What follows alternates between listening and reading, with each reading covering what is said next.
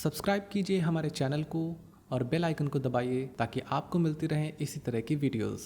अगर आपको हमारी वीडियोस पसंद आती हैं तो प्लीज़ इन्हें ज़्यादा से ज़्यादा लाइक कीजिए, कमेंट कीजिए और शेयर कीजिए।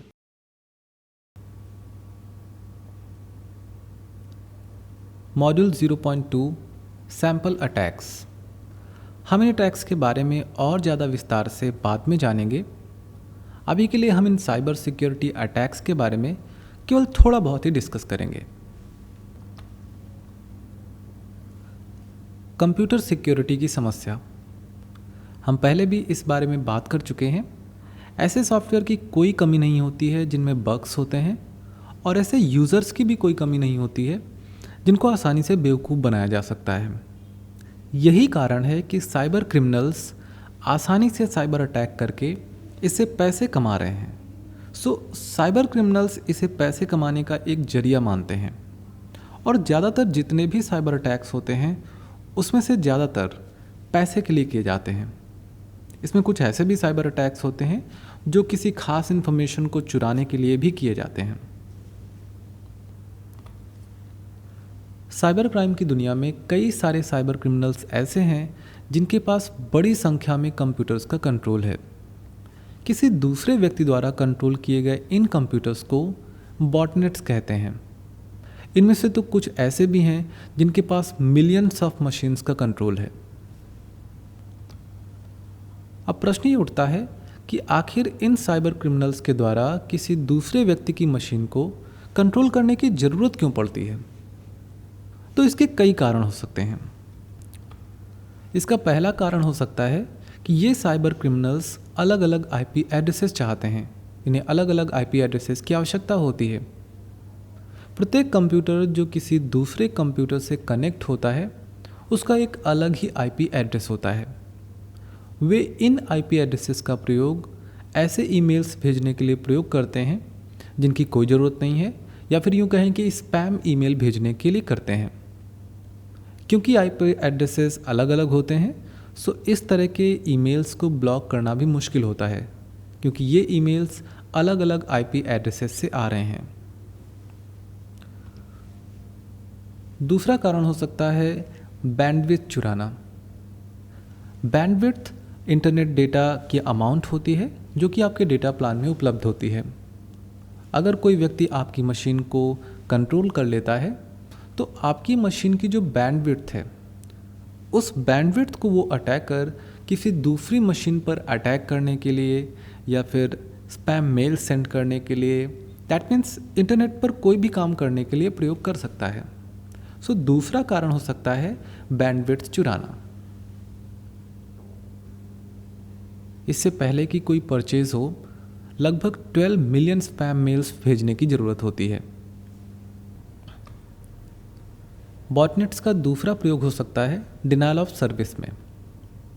इसमें क्या होता है, एक बड़ी संख्या में किसी वेब सर्वर को एक ही समय पर रिक्वेस्ट भेजी जाती हैं। क्योंकि रिक्वेस्ट्स की संख्या बहुत ज़्यादा होती है, इस सिचुएशन में कभी कभी क्या होता है कि सर्वर इन सभी रिक्वेस्ट्स को हैंडल नहीं कर पाता है और वो किसी खास क्लाइंट को सर्विस डिनाई कर देता है। जैसा कि नाम से ही पता चलता है, डिनायल ऑफ सर्विस। इसी समय डिनायल ऑफ सर्विस अटैक किया जाता है। कुछ समय पहले एक सर्विस पर डिनायल ऑफ सर्विस अटैक किया गया था और इस सर्विस का नाम था डायन। जिस बॉटनेट की मदद से इस डिनायल ऑफ सर्विस अटैक को कैरी आउट किया गया था उसका नाम था मायरे। ये बेसिकली वेब कैम्स और डिजिटल वीडियो रिकॉर्डर्स में प्रयोग किया जाता था। हम कह सकते हैं कि डिनायल ऑफ सर्विस अटैक्स का दायरा बढ़ता जा रहा है और अब ये इंटरनेट ऑफ थिंग्स, जिन्हें हम IoT के नाम से भी जानते हैं, उन्हें भी प्रभावित कर रहा है। और सबसे इंटरेस्टिंग बात यह है कि इस तरह के डिनायल ऑफ सर्विस अटैक्स करने के लिए जो कॉस्ट आती है वो बहुत कम होती है। लगभग $20 लगते हैं 1 घंटे का डिनायल ऑफ सर्विस अटैक करने के लिए। ये बिल्कुल भी एक्सपेंसिव नहीं है। तीसरा सबसे बड़ा कारण है क्लिक फ्रॉड। आपने ऐसे बहुत सारे एडवर्टीजमेंट्स के बारे में सुना होगा जो इंटरनेट पर पहले से मौजूद हैं, और यहाँ पर आप इन एडवर्टीजमेंट्स पर क्लिक करके पैसे कमा सकते हैं। बॉटनेट्स का प्रयोग फ्रॉड क्लिक्स क्रिएट करने के लिए भी किया जाता है। किसी दूसरी मशीन पर कंट्रोल पाने का दूसरा सबसे बड़ा कारण है उसकी मशीन पर कोई की लॉगर इंस्टॉल करना, जिससे कि उसकी निजी जानकारी को चुराया जा सके।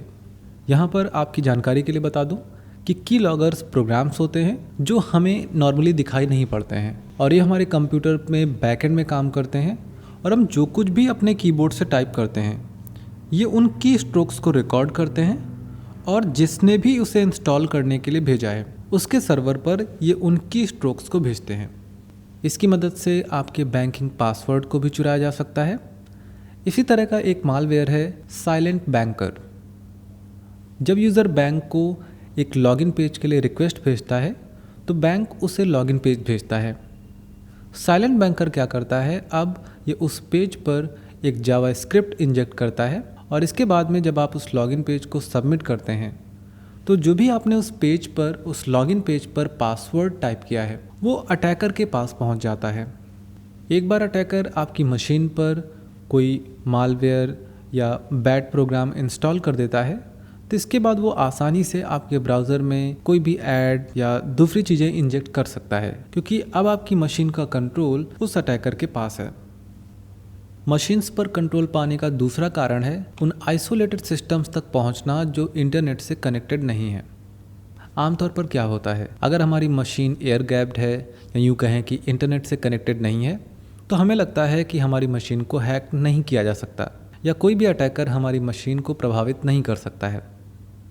इसी तरह का एक अटैक हुआ था जिसका नाम है स्टक्सनेट। ये एक वोम था जो स्पेशली प्रोग्राम किया गया था। ये एक मशीन से दूसरी मशीन, दूसरी से तीसरी मशीन और इसी तरह से आगे बढ़ता गया, और धीरे धीरे करके ये स्काडा सिस्टम तक पहुंच गया। ये स्काडा सिस्टम एक पूरे के पूरे न्यूक्लियर प्लांट को कंट्रोल करने के लिए प्रयोग किया जाता था। इसने उन मशीन्स को धीमा कर दिया जो उस न्यूक्लियर प्लांट को कंट्रोल करते थे। सो इस वोम ने विंडोज़ 7 की वल्नरेबिलिटीज़ और सीमेंस PCS 7 स्काडा सॉफ्टवेयर का भी प्रयोग किया, और इसकी मदद से ये आगे बढ़ता गया। Server side attacks. कभी कभी सर्वर्स पर सीधे अटैक होता है। आमतौर पर इस तरह के अटैक फाइनेंशियल डेटा को चुराने के लिए किया जाता है। इसी तरह का एक एग्जाम्पल है एक कंपनी पर अटैक जिसका नाम है टारगेट।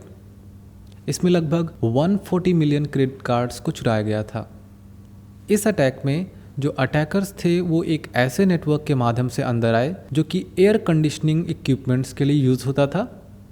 क्योंकि ये नेटवर्क एयर कंडीशनिंग के लिए प्रयोग किया जाता था, सो ये बहुत अच्छी तरीके से गार्ड नहीं किया गया था। इसमें सिक्योरिटी बहुत ज़्यादा हाई लेवल की नहीं थी। इसी तरह का एक और एग्जाम्पल है जिसका नाम है प्रोजेक्ट अरोरा।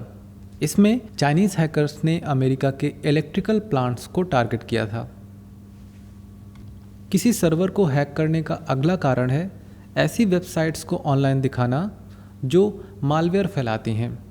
इस तरह के वेबसाइट्स बिल्कुल हूबहू एक्चुअल वेबसाइट्स की तरह ही दिखती हैं, लेकिन जब यूज़र इन वेबसाइट्स को विज़िट करते हैं तो वो इन्फेक्टेड हो जाते हैं, और इस तरह से ड्राइव बाय डाउनलोड्स होते हैं और ये मालवेयर को स्प्रेड करती हैं।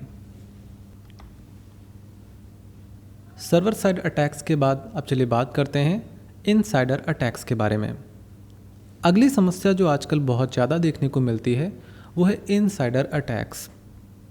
एक कंपनी जिसका नाम है प्राइस वाटर्स, इसने एक सर्वे किया और इसने ये पाया कि किसी भी कंपनी पर होने वाले अटैक्स में से 29% अटैक्स उस व्यक्ति के द्वारा किए जाते हैं जो कि खुद कंपनी के अंदर के हैं।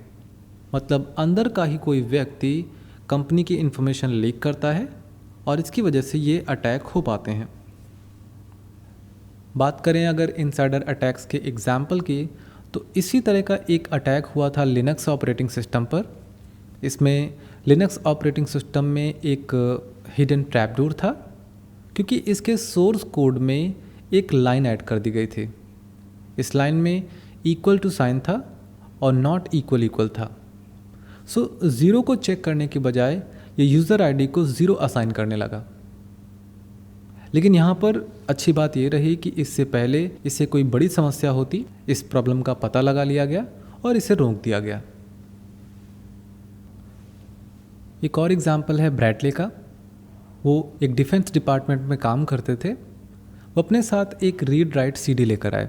ये सीडी बाहर से देखने पर एक म्यूज़िक सीडी की तरह लगती थी और उन्होंने इस सीडी पर डिफेंस सर्वर से बहुत सारा डेटा डाउनलोड कर लिया और इस तरह से डिपार्टमेंट की इन्फॉर्मेशन बाहर चली गई।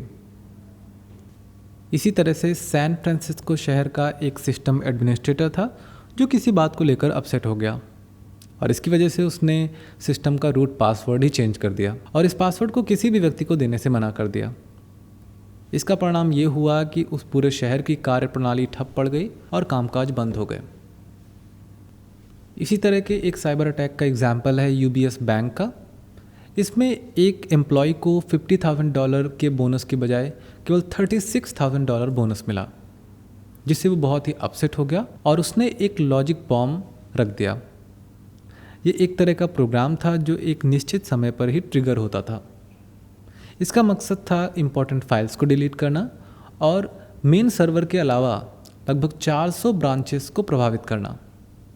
अच्छी बात यह रही कि वो पकड़ा गया और उसे जेल भेज दिया गया। इन साइबर अटैक्स से जिनके बारे में अभी हमने डिस्कस किया और जिनके बारे में हमने जाना, हमें एक बात सीखने को मिलती है कि हमारा सिक्योरिटी सिस्टम कुछ इस तरह का होना चाहिए कि अगर कोई अंदर का व्यक्ति भी है तो वो भी हमारे सिस्टम को बहुत ज़्यादा नुकसान ना पहुंचा सके, क्योंकि अगर वो व्यक्ति अंदर का है तो डेफिनेटली वो कुछ ना कुछ नुकसान पहुंचाएगा। मगर हमें सिक्योरिटी को क्रिएट करते वक्त इस बात का ध्यान रखना होगा कि ऐसे व्यक्ति भी बहुत ज़्यादा नुकसान ना पहुंचा पाएँ।